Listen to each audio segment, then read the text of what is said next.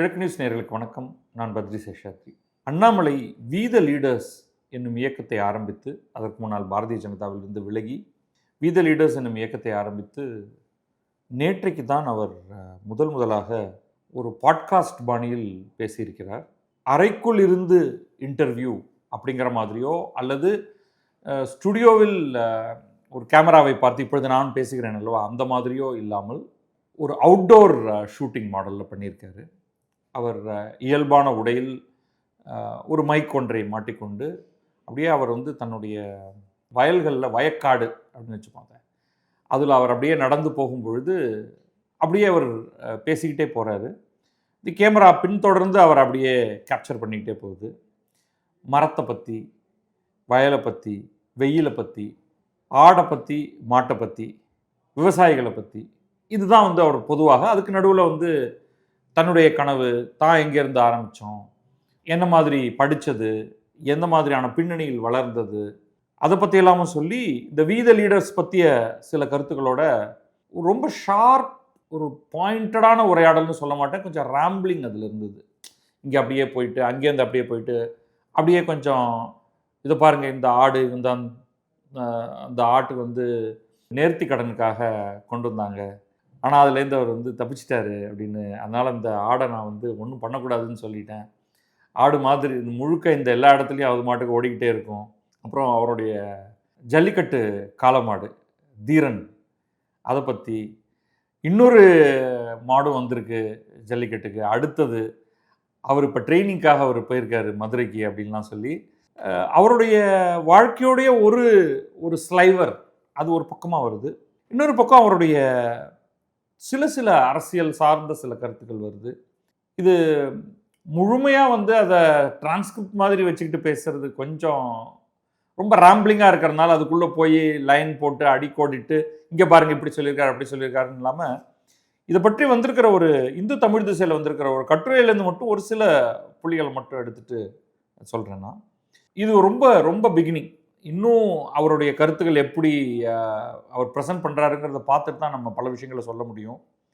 முக்கியமாக முதல்ல அவர் என்ன சொல்கிறாருன்னா, இப்போ இந்த வி த லீடர்ஸ் ஆரம்பித்து இது வரைக்கும் சுமார் 18 லட்சம் பேர் அதில் சேர்ந்துருக்காங்க. அதுவும் ஓடிபி முறைப்படி, அதாவது வெரிஃபிகேஷனோட, சும்மா எவனாலும் கிளிக் பண்ணி நான் சேர்ந்துட்டேன் அப்படிங்கிறதோ அல்லது ஒரு மிஸ்டு கால் வகையில் கிடையாது. நீங்கள் ஒரு மொபைல் ஃபோன் மூலமாக நீங்கள் சேர்றதுக்காக உங்கள் நம்பரை தெரிவித்து, உங்கள் நம்பருக்கு நாங்கள் ஒரு ஓடிபி கொடுத்து அந்த ஓடிபியை நீங்கள் திருப்பி என்டர் பண்ணி, ஸோ இட்ஸ் வெரிஃபைடு அப்படிங்கிறதுக்காக சொல்கிறாரு. அப்படி பண்ண ஒரே ஆள் நாம தான். 18 லட்சம் பேருக்கு மேலே வந்திருக்காங்க. இது எப்போ 50 லட்சம் உறுப்பினர்கள் ஆகுதோ அப்போ தான் நம்ம அரசியல் கட்சியாக ஆக்கணுமா வேண்டாமா அப்படிங்கிற ஒரு கேள்வி கேட்டுட்டு இது அரசியல் கட்சியாக மாற்றுறதை பற்றி நம்ம யோசிப்போம். அது ஒரு பாயிண்ட் அவர் சொல்கிறது.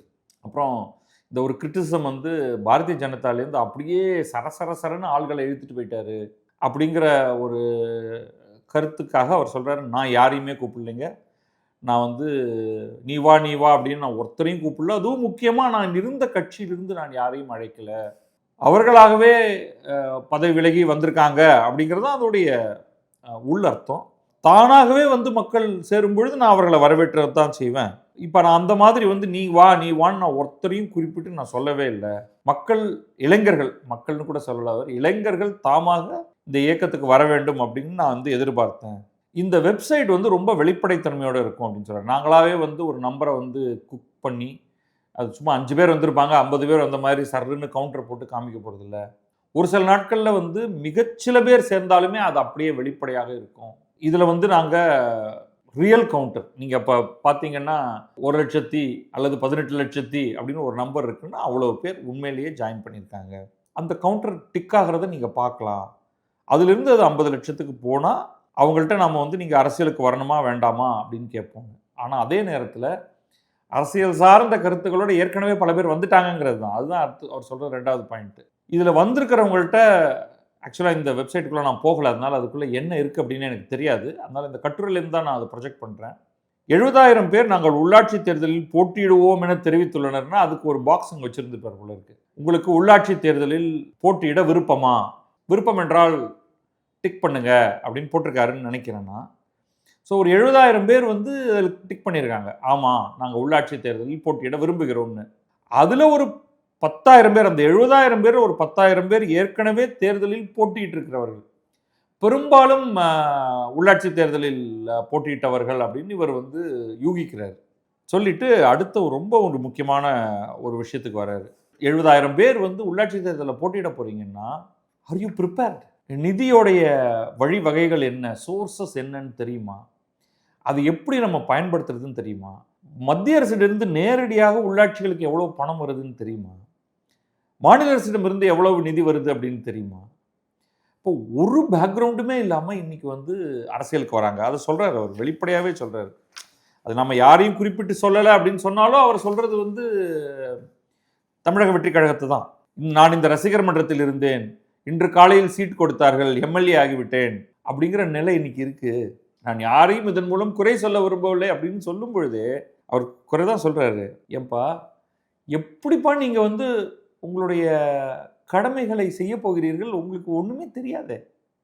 ஸோ அந்த விஷயம் அவருக்கு நல்லா தெரியுது. இந்த 70,000 பேரை எப்படி எக்யூப் பண்ண வைக்கிறது. அங்கே தான் அவர் வந்து இந்த Abdul Kalam institute of ethics and politics அப்படிங்கிறது வந்து கோயம்புத்தூரில் கட்டாயமாக உருவாக்கும், வேர்ல்டு கிளாஸ் ஃபெசிலிட்டியாக இருக்கும் அது அப்படின்னு அவர் வந்து ரொம்ப அழுத்தம் திருத்தமாக சொல்கிறார். அதை நான் வந்து கட்டாயமாக அதை கொண்டு வருவேன், அதில் வந்து தேவையான பயிற்சிகள் அளிக்கப்படும் அப்படின்னு. அடுத்தது ஒரு முன்னூறு முக்கியமான விஷயம் அரசியல் சார்ந்து அவர் பேசுறது டேர்ம் லிமிட் அப்படிங்கிறது. டேர்ம் லிமிட் அப்படிங்கிறது வந்து உலகத்தில் எல்லா இடத்துலையும் கிடையாது, சில இடங்களில் தான் இருக்குது. அதுவும் சில இடங்களில் சில போஸ்ட்டுக்கு மட்டும்தான் இருக்கும். இன்றைக்கி நீங்கள் வந்து யூஎஸ்ஸை பார்த்தீங்கன்னா பிரசிடென்ட் டாப் மோஸ்ட் போஸ்ட்டுக்கு டேர்ம் லிமிட் இருக்குது. 2 டேர்ம் தான் இருக்க முடியும். முதல்ல வந்து 2 கன்சிக்யூட்டிவ் டேர்ம் தான் இருக்க முடியும்னு சொன்னாங்க. அதில் ஒரு சின்ன லூப் ஹோல் இருக்குது. அப்போ ஒரு டேர்ம் விட்டு இன்னொரு டேர்ம், இப்போ ட்ரம்ப் இருக்கார் இல்லையா, அது மாதிரி 3 டேர்முக்கு போயிட முடியுமா அப்படின்லாம் ஒரு கேள்வி இருந்தது. அதுக்கப்புறமா ஒரு சட்ட திருத்தம் மூலம் அதையும் மாற்றினாங்க. மொத்தமாகவே 2 டேர்ம் தான், பிரசிடென்ட்னா 2 டேர்ம் தான், அதுக்கு மேலே இருக்க முடியாது. கன்சிக்யூட்டிவாக இருந்தாலும் சரி, இடைவெளி விட்டு இருந்தாலும் சரி முடியாது அப்படிங்கிற ஒரு கிளாரிட்டி கொடுக்கப்பட்டது அதுக்கு. ஆனால் நீங்கள் கவர்னராக பல டேர்ம்ஸ் இருக்க முடியும். ஒரு மாநிலத்தோட கவர்னராக பல டேர்ம்ஸ் இருக்கலாம். நீங்கள் வந்து ஹவுஸ் ஆஃப் ரெப்ரசன்டேட்டிவ்லேயோ அல்லது செனட்லேயோ இருந்துக்கிட்டே இருக்கலாம். 10 டேர்ம், அதாவது 2 வருஷ டேர்ம்னு 20 டேர்ம் இருந்தவங்களாம் இருக்காங்க. 40 வருஷம், 30 வருஷம். இங்கே இவர் என்ன சொல்கிறாரு, 50 வருஷம் எம்பி எம்எல்ஏவாக இருப்பது, இதெல்லாம் உடைக்கணும். ஒரு ஆள் எம்எல்ஏ ஆயிடுறான், எம்பி ஆயிடுறான், திரும்ப திரும்ப திரும்ப அந்த தொகுதியிலே ஜெயிச்சு, அதே தான் உங்களுக்கு வந்து அது அமைச்சராக ஆகிறதும், முதல்வராக ஆகிறதும், பிரதமராக ஆகிறதும். இதை வந்து இந்திய அரசியல் நிர்ணய சட்டத்தின்படி இதில் மாற்றம் ஏற்படுத்துவதுங்கிறது ரொம்ப கடினம். ஸோ இதில் சில விஷயங்கள்லாம் வந்து அண்ணாமலை ஒரு விஷாக தான் சொல்கிறாரே தவிர, அண்ணாமலை மாதிரியான நாட்களை பற்றி பேசுகிறதுல ஒரு பெரிய பிரச்சனை இருக்குது. பர்டிகுலர்லி இந்த பின்னூட்டத்தில் அண்ணாமலையே என் தலைவன், யாரா நீ என் தலைவனை பற்றி தப்பாக பேசுறதுன்னு நம்ம வந்து எல்லாருடைய கருத்துக்களையும் அதோடைய சரி குறை எல்லாத்த பற்றி அலசுறோம். அது எப்படி என் தலைவனை பற்றி பேசினேன்னு இப்போ இதுக்கே சொல்லிடுவாங்க, ஒரு 20 பேர் டக்கு டக்கு டக்குன்னு போட்டுருவாங்க. பட் எதுவாக இருந்தாலும் நம்ம பேசித்தான் ஆகணும். இந்த டேர்ம் லிமிட் அப்படிங்கிறது வந்து நான் சொன்ன மாதிரி உலகத்தில் மிகச்சில நாடுகளில் தான் இருக்குது, மிகச்சில பதவிகளுக்கு தான் இருக்குது, அந்த நாடுகள்லையுமே கூட. ஸோ அதை எப்படி நீங்கள் இன்ட்ரடியூஸ் பண்ணுவீங்க? இதை வந்து சட்டபூர்வமாக உள்ளே கொண்டு வருவதற்கு தேவையான நம்பர்கள் யார்ட்டையுமே கிடையாது. அதில் என்ட்ரென்ச்டு பொலிட்டிக்கல் பார்ட்டிஸ்லாம் இருக்குது, அவங்களுக்கு வந்து இது விருப்பமே கிடையாது. நீங்கள் இப்போ நரேந்திர மோடியுடைய ஆதரவாளர்கள்ட்ட கேளுங்க, என்றும் பிரதமர் அப்படின்னு சொல்லிடுவாங்க, அவர்தான் பிரதமர் அப்படின்னு. அவருக்கு வயசாகிட்டு இருக்கு, அவருடைய எஃபெக்டிவ்னஸும் ஒரு கட்டத்தில் குறையும். அதனால தான் வந்து டாப் போஸ்ட்டுக்கு ஒரு கான்ஸ்டிடியூஷனல் லிமிட் கொண்டு வர்றது இந்தியாவை பொறுத்த வரைக்கும் அது பிரதமர் மற்றும் முதல்வர் பதவிகளுக்கு டேர்ம் லிமிட் கொண்டு வர்றது இட் மேக்ஸ் சென்ஸ். ஆனால் எம்எல்ஏக்களுக்கு எம்பிக்களுக்கு வேணுமா அப்படிங்கிறது பார்க்கணும், அது தனியாக வச்சுப்போம். அதுக்கப்புறமா அரசியல் பற்றி ரஃபா பேசினது இவ்வளோதான். ஒரு சில விஷயங்கள் பேசுகிறார், அவருடைய எதிரிகள்லாம் ஹைலைட் பண்ண ஆரம்பிச்சிட்டாங்க. அவர் ஒரு அரசியல் கட்சியில் சேர்ந்து 90% நேரம் முட்டு கொடுக்கறதுக்கே போயிடுச்சு அப்படின்னு சொல்கிறார். முட்டு கொடுக்கறதுக்குன்னா நீங்கள் ஒரு கட்சியில் சேரும்பொழுது கட்சிக்கென சில கொள்கைகள் இருக்குது, அதை பற்றி உங்களை வந்து நெருக்கிறாங்க, எதிர்கட்சிக்காரங்களும் சரி ப்ரெஸ்ஸும் சரி. அவங்க நெருக்கடிக்கு உங்களை ஆளாக்கும் பொழுது நீங்கள் வந்து அதை டிஃபெண்ட் பண்ண வேண்டியதாக இருக்குது. அப்போ ஒரு பாசிட்டிவ் பாலிட்டிக்ஸை நோக்கி போக முடிய மாட்டேங்குது. மோஸ்ட் ஆஃப் த டைம்ஸ் முட்டு கொடுக்கறதுலையே போயிடுது அப்படிங்கிறது வந்து அவருடைய சரியான வாதம். இதை உடனடியாக வந்து அதை ஹைலைட் பண்ணி என்னப்பா இது நான் வந்து இவ்வளோ நாளைக்கு நான் பிஜேபிக்கு முட்டு கொடுக்க வேண்டி இருந்துச்சு அப்படின்னு சொல்கிறாருன்னு திரிக்கிறாங்க. அப்படி சொல்லலை அவர். ஏன் இந்த முட்டு கொடுத்தல் வருகிறது? ஏன்னா நம்ம வந்து நம்முடைய அரசியல் மெத்தடாலஜியில் இருக்கக்கூடிய பிரச்சனை அது. அதை பற்றி நம்ம பேச மாட்டேங்கிறோம். எகெயின் நான் ஒரு உதாரணத்துக்கு அமெரிக்காவை மட்டும் இல்லை, அமெரிக்காவோ பிரிட்டனையோ யாரை வேண்டுமானாலும் எடுத்துக்கொள்வோம். அங்கே வந்து அந்த கட்சியுடைய தலைமை, கட்சியுடைய கொள்கைகள், நீங்கள் அந்த கட்சியிலே இருந்துக்கிட்டு கட்சியுடைய ஒரு ஆதாரமான ஒரு கொள்கையை நீங்கள் எதிர்த்து பேசலாம். எனக்கு இந்த கொள்கையில் விருப்பம் இல்லை, நான் இந்த கொள்கையை ஏற்றுக்கொள்ளவில்லை அப்படின்னு நீங்கள் சொல்லலாம். அது ஒரு பொருளாதார கொள்கையாக இருக்கலாம், சமூக கொள்கையாக இருக்கலாம், எதுவாக வேணாலும் இருக்கலாம். இன்றைக்கே பாருங்களேன், அண்ணாமலை வந்து 2015 உங்களுக்கு தெரியும், தமிழ்நாட்டில் இருக்கிறவங்க அத்தனை பேருக்குமே இது தெரியும் அப்படின்னு சொல்லிட முடியாது. மாதொரு பாகன் அப்படின்னு ஒரு நாவல் ஒன்று வந்து எழுத்தாளர் பெருமாள் முருகன் அப்படிங்கிறவர் எழுதினார். அவர் சாகித்ய அகாடமி விருதுகள் பெற்றவர். அதில் சர்ச்சைக்குரிய சில பகுதிகள் இருந்தது. நான் அதுக்குள்ளே நான் போகலை. அது வந்து புத்தகம் வந்தது, தமிழில் புத்தகம் வந்தது, ஒருத்தரும் பெரிய அளவுக்கு கண்டுக்கல. அந்த புத்தகத்துடைய ஆங்கில மொழி மாற்றம் செய்யப்படும் பொழுது இது கொஞ்சம் பெரிய அளவுக்கு மாற ஆரம்பிச்சது. அப்போ வந்து பல இயக்கங்கள், அதில் வலதுசாரி இயக்கங்கள், முக்கியமாக இந்துத்துவ இயக்கங்கள், பாரதிய ஜனதா உட்பட, மற்றும் இது கொங்கு மக்கள் தொடர்பானது, அந்த கொங்கு மக்கள் பெயரால் இயங்கக்கூடிய பலவேறு கொங்கு கவுண்டர்கள், ஜாதி வாரி இயக்கங்கள், இவங்க எல்லாரும் களத்தில் குதித்து பெருமாள் முருகனுக்கு கடுமையான நெருக்கடி கொடுத்தாங்க. ஃபோனில் கூப்பிட்டு மிரட்டுறது, வீட்டுக்கிட்ட போய் மிரட்டுறது, இது போன்றதெல்லாம் பண்ணாங்க. அவர் கொஞ்சம் அப்பாவி எழுத்தாளர் தான். தெருவில் இறங்கி மீசையை முறுக்கிட்டு அருவாளத்துக்கிட்டே வாடா நீ வந்தால் பார்த்துக்கிறேன்டா அப்படின்னு சொல்லக்கூடியவர் அல்ல. அவர் வந்து ஒரு கட்டத்தில் அவர் பயங்கரமான நெருக்கடிக்கு ஆளாக்கப்பட்டு அந்த புத்தகத்தை வந்து பேன் பண்ணணும் அப்படின்லாம் காய்ச்சுலாம் குதித்து, அதில் ரொம்ப சுவாரஸ்யமான ஆட்கள்லாம் அந்த இதில் ஈடுபட்டாங்க. அந்த புத்தகத்தை தமிழில் பதிப்பித்தது காலச்சோடுங்கிற பதிப்பகம். அப்போ வந்து அந்த வழக்கில் பெருமாள் முருகனுக்கு ஆதரவாக சில கருத்துக்களை அது கைடன்ஸ் கொடுத்தது இன்றைக்கு ஜிஆர் சுவாமிநாதன் இருக்கார் இல்லையா, நீதிபதியாக, சென்னை உயர்நீதிமன்ற நீதிபதியாக. அவர் அப்பொழுது வழக்கறிஞராக பணியாற்றி கொண்டிருந்தார். அவர் பெருமாள் முருகனுக்கு ஆதரவாக அந்த கேஸ் உருவாக்குறதில், டிராஃப்ட் உருவாக்குறதில் அதெல்லாம் வந்து அவர் பங்கெடுத்தார். அது ஞாபகத்தில் வச்சுக்கணும். ஆனால் 2015 அவர் கட்சியில் இல்லை. அப்போ அவர் வந்து ஃபேஸ்புக்கில் எழுதியிருக்காரு, அது ஒரு புக்கு தான் ஐயா, இந்த புக்கை போய் பேன் பண்ணுறதுன்ட்டு இப்படி போட்டு குதிக்கிறீங்க, இதில் இருந்து இந்த இயக்கம் அந்த இயக்கம் பாரதிய ஜனதா இந்து முன்னணி நீங்கள்லாம் ஈடுபடுறீங்க இதில் அப்படின்னு அவர் போட்டிருக்காரு. அதில் அப்புறமா அதை டிலீட் பண்ணிட்டார். அது கட்சிக்குள்ளே வரும்பொழுது அதை டிலீட் பண்ணியிருக்கார் போல இருக்கு. அதை ஒருத்தர் ஸ்க்ரீன்ஷாட் எடுத்து வச்சிருக்கான். ஸ்க்ரீன்ஷாட் எடுத்து வச்சவங்க இவ்வளோ நாள் கழிச்சு இப்போ எடுத்து விடுறாங்க. பண்ணிட்டு பார்த்தியா இதுதான் இந்த ஆள் அப்படின்ட்டு. எனக்கு அந்த மாதிரி புக்கெல்லாம் பேன் பண்ணுறதுல கொஞ்சம் கூட விருப்பம் கிடையாது. ஸோ இந்த இடத்துல நான் நிச்சயமாக முழுமையாக நான் வந்து இந்துத்துவ இயக்கங்களோடு ஓரளவுக்கு டச்சிலையும் இருந்துக்கிட்டு அவர்களுடைய ஒரு சில கருத்துக்களுக்கு ஆதரவாகவும் இருக்கக்கூடியவன் நான். ஆனால் இந்த விஷயத்தை பொறுத்தவரை நான் முழுக்க நான் அண்ணாமலையோடைய தரப்பில் தான் இருக்கேன். அப்போ எனக்கோ அல்லது அண்ணாமலை கட்சிக்குள்ளே இருக்கும் பொழுதோ உண்மையில பாரதிய ஜனதாவுக்குள்ள இடம் கிடையாது. அதனால தான் நான் பாரதிய ஜனதா மாதிரி ஒரு கட்சிக்கு வெளியிலேருந்து தான் நான் ஆதரவு கொடுக்க முடியும். நான் கட்சிக்குள்ளே இருக்கவே முடியாது. ஏன்னா கட்சிக்குள்ளே இருக்கும்பொழுது நான் வந்து நரேந்திர மோடியுடைய ஒரு கருத்தை எடுத்து இது சரியில்லை அப்படின்னு நான் சொல்லுவேன். ஆனால் அண்ணாமலை கட்சிக்குள்ளே இருக்கும்பொழுது அவருக்கு அந்த ஃப்ரீடம் கிடையாது. யார் கட்சிக்குள்ளே இருந்தாலும் நம்ம ஊரில் ஃப்ரீடம் கிடையாது, வேறு நாடுகளில் அந்த ஃப்ரீடம் உண்டு. அதைத்தான் அவர் சொல்கிறாரு, முட்டு கொடுக்கறதுலையே காலம் ஃபுல்லாக போயிடுது, 90% நேரம் முட்டு கொடுக்கறதுலே போயிடுது, எவனா ஒருத்தன் எத்தையாவது பேசி தொலைப்பான், நம்ம போய் அதுக்கு முட்டு கொடுத்துக்கிட்டு இருக்க வேண்டியதாக இருக்குது. அப்போ அது அவரை எவ்வளோ தூரத்துக்கு அவரை வந்து ஒரு ப்ரெஷரில் வச்சுருந்துச்சு அப்படின்னு நீங்கள் யோசிக்கணும். ஏன் நம்ம அந்த மாதிரி பண்ணிடுறோம்? இது இந்த கட்சிக்கு மட்டும் இல்லை, எந்த கட்சியாக இருந்தாலும் சரி, அதுக்கு வந்து நம்ம டிசென்ட் அப்படிங்கிறதே நம்மளால் எதிர்கொள்ள தெரியல. நம்ம கட்சிக்குள்ள நம்ம கருத்துக்கு எதிர்கருத்து உடையவன் இருக்கலாம். எல்லா கருத்தும் எதிர்கருத்து என்றால் நீ இந்த கட்சியில் இருக்கணுங்கிற அவசியம் இல்லை. மேலும் இந்த கட்சிக்கு நீ யாரையா சொந்தக்காரன்? இப்போ பாரதிய ஜனதாவாகவே எடுத்துக்கிட்டுமே, அது ஆரம்பித்த காலத்தில் அதில் யார் இருந்தார்கள், அதோடைய அடுத்தடுத்து வந்திருக்கக்கூடிய தலைவர்கள் யார்? இதே கட்சியிலேயே ஒருவர், அது வந்து அண்ணாமலை தான் அப்படின்னு இல்லை, இன்றைக்கு ஒருவர் பல கருத்துக்களில் முரண்பட்டு ஆனால் நான் இந்த கட்சியில் தான் இருப்பேன் என்று இருக்க முடியாதா? இருக்க முடியாத நிலையை நம்ம ஊரில் ஏற்படுத்தி விடுவார்கள். அதை ஒரு போகிற போக்கில் குறிப்பிடுறாரு. அதுவே ஒரு பெரிய ஹைலைட் ஆகுது. இப்போ அதுதான் ஒரு விதத்தில் வந்து சுதந்திர காற்றை சுவாசிக்க விரும்பக்கூடிய ஒரு மனிதனாகத்தான் அண்ணாமலை எனக்கு தென்படுறாரு. அதனால அவர் சொல்றது எல்லாத்தையும் நான் ஏற்றுக்க போறதில்லை. நம்ம நிச்சயமாக வந்து அவர் நீட்டை பற்றின அவருடைய அந்த கமெண்ட் வந்து எனக்கு ஏற்புடையதில்லை. அது மாதிரி அங்கங்கே பல கருத்துக்கள் இருக்கத்தான் இருக்கும்.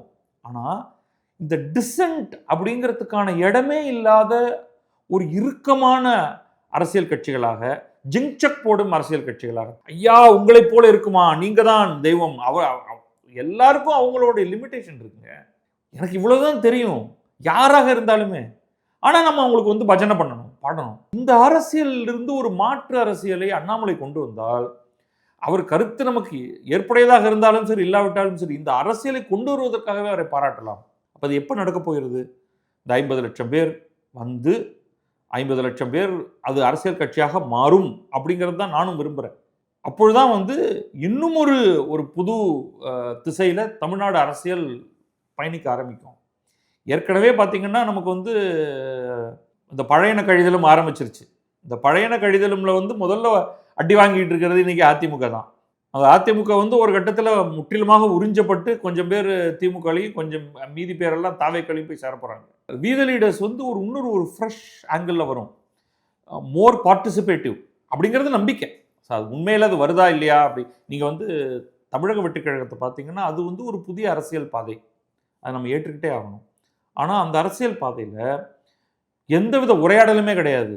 தலைவருக்கும் தொண்டர்களுக்கும், தலைவர்களுக்கும் ஜோசப் விஜய் எடுத்துப்போம், அவருக்கும் அடுத்து இருக்கக்கூடிய எம்எல்ஏக்கள், மினிஸ்டர்கள், அதுக்கு கீழே வரக்கூடிய சாதாரண கட்சி தொண்டன், அவர்களுக்கு இடையெல்லாம் எந்த உரையாடலும் நடக்கிற மாதிரி தெரியல. எந்த கொள்கையும் கிடையாது. எல்லா கொள்கையும் அப்படியே பாரோடு கொள்கை தான். அப்படியே திராவிடம் 2.0 அல்லது திமுக 2.0. அதில் வந்து கொஞ்சம் இச்சல் கூட ஏதாவது புள்ளி வச்சாங்கன்னா யாராவது 2 பேரை புதுசாக சும்மா வீரமங்கை வேலுநாச்சியார் அப்படின்னு ஓரமாக போட்டுங்க, ஒரு அஞ்சலையம்மாள்னு ஒரு பேரை தூக்கி போட்டுங்க, அவ்வளோதான். அதுக்கு மேலே ஒன்றும் கிடையாது இதில். ஆனால் வீத லீடர்ஸ் எப்படி இருக்கும் அப்படிங்கிற அந்த வடிவமே நமக்கு தெரியாது. அதனால் அதை பற்றி பேச முடியாது. இயற்கை விவசாயத்தை பற்றி நிறையா பேசுகிறாரு. அதில் எனக்கு நிறையா மாற்று கருத்து இருக்குது. இயற்கை விவசாயம் என்பது நம்முடைய உணவு தேவைகளுக்கானதாக நான் பார்க்கல. உரம் போட்ட விவசாயம் தான் நம்முடைய உணவு தேவையை உண்மையிலேயே பூர்த்தி செய்யும். இயற்கை விவசாயமெல்லாம் லக்ஸுரி அப்படிங்கிற ஒரு பார்வை. அவரே சொல்கிறாரு, இதை வந்து முதல்ல இது வந்து இவ்வளவு நாட்கள் நம்ம வந்து இந்த உரத்துடைய அந்த துகள் கூட இல்லாத அளவுக்கு கண்டதையும் இதில் பயிர் பண்ணி உரம் இல்லாமல் இவ்வளோ ஆண்டுகள் கழித்து சர்டிஃபிகேஷன் வாங்கினதுக்கு பிறகு தான் அது ஒரு ஐஐடி மெட்ராஸில் வந்து ஒரு இயற்கை விவசாயம் சார்ந்த ஒரு கருத்தரங்கம் நடத்தினது, அதில் ஈடுபட்டது, அதை பற்றியெல்லாம் பேசுகிறாரு. ஆனால் அதே சமயம் அவரே சொல்கிறாரு, இயற்கை விவசாய வாயிலாகவே பணப்பயிர்னு நமக்கு ஒன்று வேணுங்க அப்படிங்கிறாரு. இவர் சொல்கிறது எல்லாமே வந்து அரை ஏக்கர்லாம் நிலம் வச்சிருக்கிறவனுக்கெல்லாம் உபயோகமே படாது. இந்த விவசாயத்தை ரொமான்டிசைஸ் பண்ணக்கூடிய பலர் இருக்காங்க. இவரும் அப்படி தான் தென்படுறாரு. நமக்கு விவசாய பின்னணியிலேருந்து வராரு, அதனால நான் அவரை ரொம்ப கிரிட்டிசைஸ் பண்ண முடியாது. எனக்கும் விவசாயத்துக்கும் சம்மந்தமே கிடையாதுங்க. ஏன்னா அந்த பின்னணியிலேருந்துலாம் வரல. எனக்கு அந்த ரொமான்டிக் நோஷன்லாம் கிடையாது. விவசாயத்தில் உட்கார்ந்து உழன்று கொண்டிருந்தால் முன்னேறுவது என்பதற்கு வாய்ப்பே கிடையாது. நீங்கள் பல ஏக்கர் நிலம் வைத்திருந்தீர்கள் என்றால், ஒரு 100 ஏக்கர் 200 ஏக்கர் 300 ஏக்கர், அதுவும் வந்து நல்ல பாசன வசதிகள் இருக்கக்கூடிய இடத்துல நிறைய மூலதனத்தை கையில் வைத்து கொண்டிருந்தீர்கள் என்றால் நீங்கள் மில்லியனர் ஆகலாம். ஆனால் துணுண்டு நிலத்தில் அவன் முதுகு ஒடிய சப்சிஸ்டன்ஸ் ஃபார்மிங் பண்ணிகிட்டு இருக்கிறவனுக்கு நீ இயற்கை விவசாயத்தை பண்ணு, இத்தை பண்ணு, அத்தை பண்ணுன்னா அது ஒர்க் ஆகாது, விளைச்சல் அதிகரிக்காது. நம்ம வந்து அரசு முறையாகவே வருமானத்தை எவ்வளவு தூரத்துக்கு குறைப்பதுங்கிறதுல உட்காந்துருக்கோம். உண்மையிலே இன்னைக்கு நெல்லுக்கு நம்ம கொடுக்குற பணம் இது நியாயமான பணமா அப்படின்னா அரசு தான் இந்த இடத்துல அழுத்தி வச்சிருக்கு. ஏன்னா ஒரு ஃப்ரீ மார்க்கெட்டுக்கு அதை கொண்டு போகல. ஏன்னா நம்ம இவ்வளவு ஃப்ரீயாக அரிசி கொடுக்க வேண்டியதாக இருக்குது. அப்போ நமக்கு வந்து கொள்முதலுக்கு குறைஞ்ச விலையில் நம்ம அரிசியை வாங்க வேண்டியதாக இருக்குது. அதனால் இங்கே நிறையா டிப்ரெஸ்டு ஒரு அட்மாஸ்பியரை தான் நம்ம கிரியேட் பண்ணி வச்சுருக்கோம். Unfortunately right. ப்ரொடக்டிவிட்டி இன்க்ரீஸ் இல்லை, மெக்கனைசேஷன் அதிகமாகணும். முதல்ல விவசாயத்தில் ஈடுபட்டிருக்கிற இவ்வளோ பேரை குறைக்கணும், நிலத்தோடைய சைஸை அதிகப்படுத்தணும். ஒரு காலத்தில் வந்து லேண்ட் சீலிங் ஆக்ட்னு கொண்டு வந்து ஒருவர் கையில் நிறையா நிலம் இருக்கக்கூடாதுன்னு நிலத்தை உடச்சி அதை வந்து டிஸ்ட்ரிபியூட் பண்ணாங்க. உண்மையில இன்னைக்கு வந்து நிலத்தை திரும்ப சேர்க்க வேண்டிய ஒரு எக்ஸ்பெரிமெண்ட்டை நோக்கி நம்ம போகணும். ஸோ விவசாயத்தை பற்றி அவருக்கு நிச்சயமாக நிறையா தெரியுது. ஆனால் நான் வந்து சொல்ல முடியும், விவசாயத்தில் அதிக கவனம் செலுத்தி இந்த நாட்டுடைய அடிப்படையை மாற்றவே முடியாது. அது மேனுஃபேக்சரிங்லேயும் சர்வீசஸ்லேயும் தான் இருக்குது. அப்படி இன்றைக்கு வந்து இந்தியாவில் பாவர்ட்டி இவ்வளவு குறைஞ்சிருக்குன்னா, ஏழ்மை குறைஞ்சிருக்குன்னா அதுக்கு காரணம் விவசாயம் அல்ல. விவசாயத்திலிருந்து மக்களை வெளியில கொண்டு வந்து பிற இடங்களுக்கு கொண்டு போனது தான் உண்மையிலேயே அவர்களுடைய ஏழ்மையை குறைச்சிருக்கு. அவங்களுக்கு உண்மையில சோத்த போட்டிருக்கு ஆக்சுவலா. நீங்க கவுண்டர் இன்ட்யூட்டிவா இருக்கும். என்னங்க சோத்தையே அவன் தான் உற்பத்தி பண்றான். அவன் அங்கிருந்து எடுத்தாதான் நீ அவனுக்கு சோறு கொடுக்க முடியும் அப்படின்னா என்ன அர்த்தம் அப்படின்னா, அதுதான் பொருளாதாரமே. பொருளாதாரத்தில் எல்லாருமே போய் நம்ம வந்து விவசாயத்தில் இறங்கி நம்ம 100% ஆஃப் த பாப்புலேஷன் விவசாயத்தில் இருந்ததுன்னா, நமக்கு விவசாயத்திலேருந்து கிடைக்கக்கூடிய உணவும் ரொம்ப பெருசாக இருக்காது. நீங்கள் இன்னைக்கு வாழ்ந்துட்டு இருக்கக்கூடிய ஓரளவுக்கு லக்ஸூரியஸான அந்த வாழ்க்கையும் கிடையாது, ஒருத்தனுக்கும் கிடையாது. டைவர்சிஃபை ஆகி பலவேறு தொழில்களில் நம்ம இறங்கி அதை வேறு அளவுக்கு நம்ம இதை எடுத்துகிட்டு போயிருக்கிறதுக்கு தொடர்ச்சியாக நம்முடைய அரசுகள் விவசாயத்தை விட்டு நகரத்துக்கான முயற்சிகளை பண்ணது தான் இன்றைக்கு இத்தனையும் பண்ணியிருக்கு. இது இன்னும் அதிகமாகணும். எந்த வளர்ந்த நாட்டிலும் இந்தியாவில் இருக்கக்கூடிய அளவுக்கு பெரும் பங்கு மக்கள் விவசாயத்தில் இருந்ததில்லை. இன்றைக்கு பெரிய மாற்றம் வந்திருக்கிறது. ஆனால் என்னன்னா, பிரதமரில் தொடங்கி எந்த மாநில முதல்வர்கள் இருந்து அண்ணாமலை வரை இதை வெளிப்படையாக பேசவே முடியாது. விவசாயிகளுக்கும் மீன் பிடிப்பவர்களுக்கும் இப்படி தான் நம்ம சொல்லிட்டு இருக்கணும். மீனவர்களுக்கும் நெசவாளர்களுக்கும் கட்டுமான தொழிலாளர்களுக்கும் அப்படின்னு தான் நம்ம ஆரம்பிக்கணும். அவங்க எல்லாருக்கும் நாங்கள் நல்லது செய்வோம் அப்படின்ட்டு. ஸோ எனிவே நிறைய விஷயங்கள் அதை பற்றியெல்லாம் சொல்கிறாரு. ஜூலை மாதத்திலிருந்தே இந்த இயக்கத்தின் செயல்பாடுகளை மக்கள் நேரில் பார்க்க போகிறார்கள். அதான் அவர் சொல்கிறது வந்து கட்சியாக இல்லைங்க, இயக்கத்தவர்களாகவே நாங்கள் நிறைய விஷயங்களை செய்ய போகிறோம், அதை நீங்கள் பார்க்க ஆரம்பிச்சிருவீங்க அப்படிங்கிறது தான். வி த லீடர்ஸ் ஃபவுண்டேஷன் வந்து அவர் ஏற்கனவே ஆரம்பிச்சிருக்கார். அது வந்து இப்போ புதுசாக ஆரம்பித்ததாக நம்ம எடுக்கக்கூடாது. அதில் வந்து ஒரு நிறையா வேலையெல்லாம் முதல்ல வந்து விவசாயத்துக்காக தான் தொடங்கின முருங்கை விவசாயிகளை ஒன்றிணைத்து ஃபார்மர் ப்ரொடியூசர்ஸ் ஆர்கனைசேஷன் உருவாக்க முயற்சி செய்தோம். இதான் இங்கே பாயிண்ட்டு. முயற்சி செய்தீங்க, என்னாச்சு? இந்த ஃபார்மர் ப்ரொடியூசர் ஆர்கனைசேஷனுங்கிறது வந்து மிகப்பெரிய சக்ஸஸ் கொடுத்ததாக நமக்கு எக்ஸாம்பிளே கிடையாது. ஏன்னாங்க, இந்த விவசாயிகளுக்கு வந்து இந்த தொழில் முனைவு அப்படிங்கிற ஒரு கான்செப்டே அவங்களுக்கு புரியல. அவங்க ஒரே பேட்டர்னில் இருக்காங்க. மதிப்பு கூட்டாமல் இன்றைக்கு ஒரு பொருளுக்கு அதிக விலையை பெற முடியாது. நான் முருங்கைக்காயை ஆக்கிட்டேன்னா முருங்கைக்காய் எனக்கு பணமாக காய்க்க வேண்டும். முருங்கை காய்க்குது, அந்த மரத்தில் கம்பளி பூச்சியும் இருக்கும், ஆனால் எனக்கு அது வந்து பணம், முருங்கை வந்து பணமாயிடணும் அப்படின்னு நினைக்கிறாரு யாரோ ஒரு விவசாயி. ஆனால் முருங்கைக்கு இவ்வளோ ரூபா தான் கிடைக்கும். நீங்கள் சில சமயங்களில் மார்க்கெட்டில் அது கொடுக்குற விலையை பார்த்தா, நீங்கள் இன்றைக்கி ரெண்டு நாளைக்கு முன்னாடி ஒரு சின்ன வீடியோ பிட்டில் மாம்பழத்துக்கு விலை மிக கடுமையாக வீழ்ச்சி அடைந்ததுனால இந்த டிராக்டரில் கொண்டு போய் தரையில் கொட்டுறாங்க மக்கள், விவசாயிகள். எங்கே பிரச்சனை அதில்? மாம்பழத்துக்கு மார்க்கெட் இல்லை இப்போதைக்குன்னு வச்சுப்போம், டெம்பரரியாக. இன்றைக்கி மார்க்கெட் இல்லை, ஆனால் நீங்கள் இன்றைக்கி விற்கலைன்னா பழம் வீணாக போயிடும். பழம் வீணாக போய், ஏன்னா உங்கள்கிட்ட கோல்டு ஸ்டோரேஜ் கிடையாது, உங்கள்கிட்ட ப்ராசஸிங் பிளான்ட் கிடையாது. இந்த மாம்பழத்திலிருந்து கூழாக்கி நீங்கள் பல்பாக்கிட்டீங்கன்னு வச்சுக்கோங்க, அதை நீங்கள் ஃப்ரீஸ் பண்ணி வச்சுக்கலாம். எப்போ வேண்டுமானாலும் ஐஸ்கிரீம் மேக்கருக்கு விற்கலாம். இது நான் சொல்கிறது எளிது. ஆனால் ஒரு விவசாயி இதை யோசிக்கவும் மாட்டேங்கிறாரு, இன்வெஸ்ட் பண்ணவும் மாட்டேங்கிறாரு. குரூப்பாக அவங்க வந்து ஒன்றும் பண்ண மாட்டேங்கிறாங்க. ஆனால் கவர்மெண்ட் தான் எங்களுக்கு ஹெல்ப் பண்ணணும் அப்படின்னு சொல்கிறாங்க. இவர் ஏதோ ஃபார்மர் ப்ரொடியூசர் முருங்கை விவசாயிகளை ஒன்றிணைத்து உருவாக்க முயற்சி செய்தோங்கிறாரு. முயற்சி என்ன ஆனதுன்னு அவர் சொல்லட்டும். இஸ்லாமிய பெண்களுக்கு தையல் பயிற்சி, மாணவர்களுக்கு திறன் மேம்பாடு, ஆடுகளுக்கு தடுப்பூசி முகாம்கள் போன்ற சேவைகளை அரசியலுக்கு அப்பாற்பட்டு செய்திருக்கிறோம். மக்களின் அன்றாட பிரச்சனைகளை பேசும் மக்கள் இயக்கமாக வி த லீடர்ஸ் உருவாகும். அது வந்து வீதி லீடர்ஸ்னு படிச்சது கிடையாது, வீதிக்கு வரும் லீடர்ஸ் அப்படிங்கிற மாதிரி. அடுத்து இந்த ட்ரக்ஸ் எல்லாரும் பேசுகிறாங்க. இன்றைக்கி வந்து தமிழ்நாட்டில் மிகப்பெரிய பிரச்சனையாக இருக்கிறது ட்ரக்ஸ் தான். இங்கே ரொம்ப முக்கியமான, நம்ம வந்து அதை ஒரு டிமாண்ட் சப்ளை பிரச்சனையாக மட்டும்தான் பார்க்குறோம். சப்ளையை கட் பண்ணிட்டோம்னா ப்ராப்ளம் போயிடும் அப்படின்ட்டு. இங்கே இதுக்கு முன்னாடி இந்தியாவில் மிகப்பெரிய ட்ரக் ப்ராப்ளம் இருந்த மாநிலம், இன்னும் இருந்துகிட்டு இருக்கிற மாநிலம் பஞ்சாப். அங்கே ஏன் அது அவ்வளோ பெரிய பிரச்சனையாக மாறிச்சு? ஒன்று சப்ளை. அக்ராஸ் த பார்டர் பாகிஸ்தான்லேருந்து நல்லது எதுவும், உருப்படி எதுவும் வராது. இந்த மாதிரி ட்ரக்கு, தீவிரவாதம், கன் அதெல்லாம் வந்துடும், எக்கச்சக்கமாக உள்ளே வந்தது. சரி, இங்கே ட்ரக் இருக்குது, ஒரு நபர் ஏன் அதை முயற்சி செய்கிறார்? டிமாண்ட் எப்படி உருவாகுது? அண்ணாமலை வந்து லா என்ஃபோர்ஸ்மெண்ட்டில் இருந்திருக்கார். என்ன பிரச்சனை? பல இடங்களில் அது ஈஸியாக இளைஞர்கள்ட்ட ஊடுருவுது இல்லையா?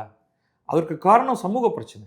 பல இளைஞர்களுக்கு வந்து அவர்களுடைய வீடுகளில் ஒரு சரியான சப்போர்ட் சிஸ்டம் கிடையாது. அம்மா அப்பாவோட அவர்களுக்கு ஒரு நெருங்கிய உறவு இருக்காது. அவங்க ஏலியனேட் ஆகிறாங்க, அந்நியப்படுத்தப்படுகிறார்கள். அவர்கள் வாழும் இந்த சமூகத்திலிருந்தே அவர்கள் அந்நியப்படுத்தப்படுகிறார்கள். அப்போ அவர்களுக்கு தவறான பழக்கம் ஏற்படுகிறது. அவர்களுக்கு நோன்னு சொல்ல இன்னைக்கு வந்துங்க, எந்த இளைஞனுக்காவது, தமிழ்நாட்டில் இருக்கிற எந்த இளைஞனுக்காவது ட்ரக் அடிக்கிறது கெட்டது அப்படிங்கிறது தெரியாதா? எவ்வளவு அட்வர்டைஸ்மெண்ட், எவ்வளவு விளக்கப்படங்கள், எல்லாமே இருக்குங்க. ஆனால் அவன் வந்து என்னன்னா, ஹி வாண்ட்ஸ் டு ரிபல். இது பெரும்பாலும் ஆண் பிள்ளைகள். பெண் பிள்ளைகளுக்கு அந்த அளவுக்கு இது இது ஒரு பிரச்சனையாக வரல. அது இந்த போதை அப்படிங்கிறது வந்து ஆண்களுடைய இளைஞர், ஒரு ஆண் இளைஞனுடைய பிரச்சனையாக தான் இருக்குது. அந்த இளைஞன் வந்து அது ஏதோ ஒரு விதத்தில் அந்த போதையை உட்கொள்வதன் மூலம், நுகர்வதன் மூலமாக அவன் வந்து ஒரு ஒரு முரட்டுத்தனமாக ரிபல் பண்ணுறதாக நினைக்கிறான். அவனுடைய முரட்டுத்தனமும் அந்த ரிபல்லியனை தான் அவன் அங்கே காண்பிக்கிறான். ஒன்ஸ் நீங்கள் விழுந்துட்டீங்கன்னா அது வந்து ஒரு இந்த ஹலூசினோஜன் உங்களை ஒரு பக்கமாக இழுக்க ஆரம்பிக்குது. தொடர்ச்சியாக நீங்கள் அதை பயன்படுத்துகிறீர்கள், உங்களால் அதுலேருந்து வெளில வரவே முடியல. இப்போ நீங்கள் வந்து சப்ளையை கட் பண்ணு, சப்ளை பண்ணுறவனை புடி, என்ன வேணாலும் பண்ணுங்க. பட் இந்த டிமாண்ட் இருக்கிற வரைக்கும் பல்வேறு விதங்கள் அது உள்ளே வந்துக்கிட்டு தான் இருக்கும். ஏன் இந்த டிமாண்ட் வருது? அது எப்படி வந்து ஒரு தாய் தந்தையர்னால தங்களுடைய குழந்தைகளை சரியான பாதையில் வளர்க்க முடியாமல் போனது ஏன் அப்படிங்கிற கேள்வியை நம்ம இங்கே மட்டும் இல்லை, அமெரிக்கா கேட்டுக்கிட்டு இருக்கு. உலகிலேயே மிக மோசமாக போதையால் பாதிக்கப்பட்டிருக்கக்கூடிய நாடு என்றால் அது அமெரிக்கா தான். மிக மோசமாக பாதிக்கப்பட்டிருக்கு. எத்தனை உயிரிழப்புகள்! அவர்கள் இன்று வரை அவர்கள் டோட்டல் கன்ஃபியூஷனில் இருக்காங்க. அங்கேயாவது நம்ம ஒன்று சொல்லலாம், அங்கே வந்து புரோக்கன் ஃபேமிலிஸ், பல குடும்பங்கள் உடைந்து போயிருக்கின்றன. இங்கே அப்படி கிடையாது. இங்கே அந்த அளவுக்கு மோசம் கிடையாது.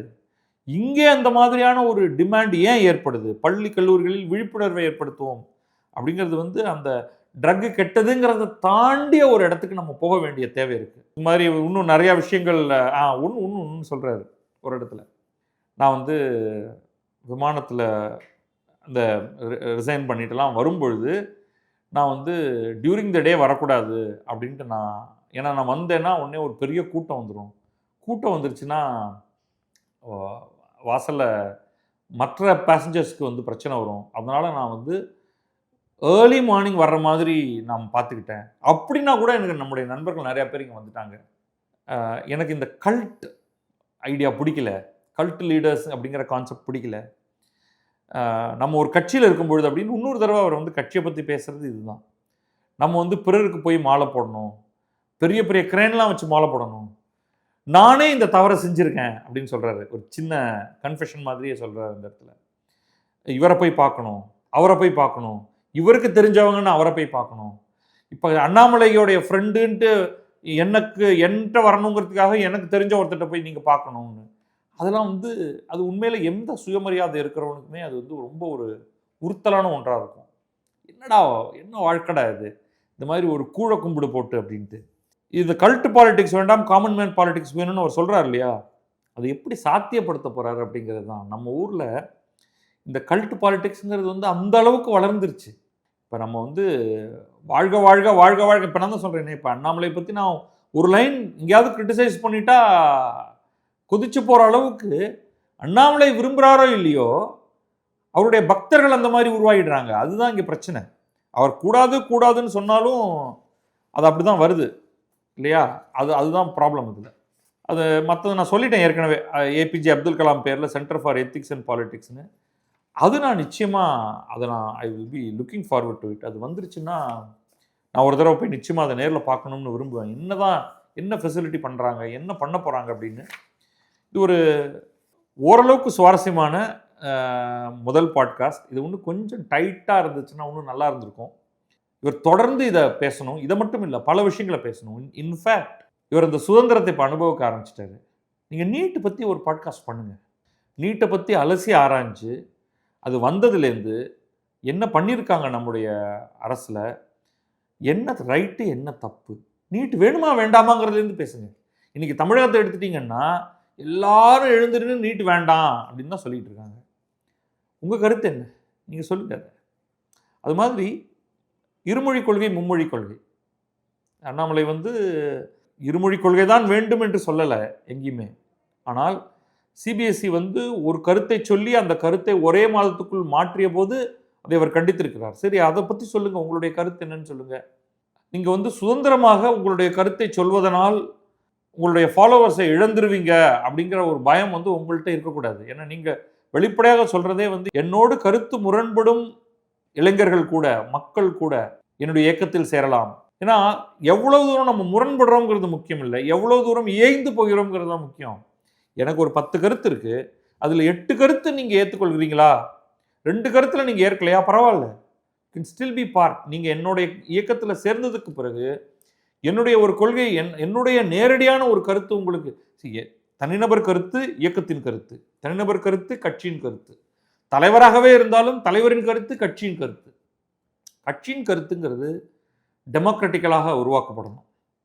அதில் ஈவன் ஒரு தலைவருக்கு அதில் மாற்று கருத்து இருந்தாலுமே, இப்போ 10 பேர் இருக்கக்கூடிய ஒரு குழு முடிவு செய்கிறது என்றால், அதில் அண்ணாமலை ஒருவர், மீதி 9 பேர் இருக்கிறார்கள் என்றால் 9 பேரும் ஒரு கொள்கையை வைத்திருக்கிறார்கள், ஒரு கருத்தை முன்வைக்கிறார்கள். அண்ணாமலைக்கு மாற்று கருத்து என்றாலும் அந்த கருத்து ஏற்றுக்கொள்ளப்படணும். நம்ம ஊரில் என்னென்னா தலைவர் முடிவு செய்கிறது தான் கருத்து. டெமோக்ராட்டிக் டிசன்ட் அப்படிங்கிறது வந்து இங்கே பாசிபிளே இல்லை. மெஜாரிட்டி ஒப்பீனியன்கிறதுலாம் இல்லை, தலைவர் ஒப்பீனியன் தான். அதெல்லாம் நீங்கள் வந்து அது பற்றியெல்லாம் நீங்கள் கொஞ்சம் பேசினீங்கன்னா நல்லாயிருக்கும். இன்னொன்று வந்து இந்த டேர்ம் லிமிட்டுங்கிறது மட்டும் இல்லாமல் வேறு சில கருத்துக்களையும் பேசணும். ஒரு கட்சியில் ஸ்லைட்லி மாற்று கருத்து இருக்கிறவர் இருக்காருன்னா உடனே அவரை வந்து கட்சியிலிருந்து, அடிப்படை உறுப்பினர் பதவியிலிருந்து அவர் நீக்கப்படுவார் அப்படிங்கிற ஒரு கூத்து நம்ம ஊரில் மட்டும்தான் நடந்துகிட்டு இருக்கு. பெரும்பாலான நாடுகளில் அது கிடையாது. நீங்கள் கட்சியில் இருக்கீங்கன்னா உங்களை கட்சியிலேருந்து சும்மாலாம் தூக்கி போட முடியாது. இது ஒன்று. ரெண்டாவது, கட்சிக்கான தலைவர் எப்படி தேர்ந்தெடுக்கப்படுவார்? நீங்கள் அண்ணாமலை தனக்காக ஒரு கட்சியை உருவாக்குகிறாரா, அல்லது ஒரு கொள்கையை முன்னெடுத்து செல்லக்கூடிய ஒரு மாபெரும் இயக்கத்தை உருவாக்குகிறாரா? அதன் தலைவர் யாராக வேண்டுமானாலும் இருக்கலாம் அப்படிங்கிற ஒரு ரொம்ப ஒரு ஒரு வைல்டான ஒரு கருத்தோட உருவாக்குகிறாரா? இந்த கேள்விகள் எல்லாம் வந்து நீங்கள் ஒரு எத்திக்ஸ் அண்ட் பாலிட்டிக்ஸ் அப்படிங்கிறத முன்வைக்கிறதுனால பல்வேறு கேள்விகளை நம்ம வந்து கேட்க வேண்டிய தேவை இருக்கிறது. வி த லீடர்ஸ் வேறு மாதிரியாக இருக்கும் என்ற நம்பிக்கையில் தான் நம்ம இந்த மாதிரியான கேள்விகளை எல்லாம் கேட்கிறோம். அது கட்சியாக மாறும் பொழுது அது நிச்சயமாக வந்து என்னென்ன கொள்கைகள் அப்படிங்கிறத அந்த சமயத்தில் நம்ம தீவிரமாக விமர்சிப்போம். இப்பொழுதைக்கு நீங்கள் வந்து அண்ணாமலை அவர்கள் தொடர்ந்து தன்னுடைய கருத்துக்களை சொல்லிக்கொண்டே இருக்க வேண்டும். ஒரு பக்கம் யாருடனும் பேசாத விஜய், எதை பற்றியுமே பேசாத விஜய், எழுதிய ஸ்கிரிப்ட் மட்டும் படிக்கும் விஜய், இன்னொரு பக்கம் தன்னுடைய கருத்துக்களை கொஞ்சம் கூட சென்சார் பண்ணாத இயல்பாக பேசக்கூடிய அண்ணாமலை அப்படிங்கிற அந்த போட்டியே வந்து ரொம்ப இன்ட்ரெஸ்டிங்காக எனக்கு தெரிகிறது. அதனால் மேலும் தொடர்ந்து உங்களுடைய பாட்காஸ்டுகளை கொண்டு வாருங்கள் என்ற ஒரு வேண்டுதலோடு நிறைவு செய்கிறேன். நன்றி, வணக்கம். நான் பத்ரி சேஷாத்ரி. இது கிழக்கு நியூஸ்.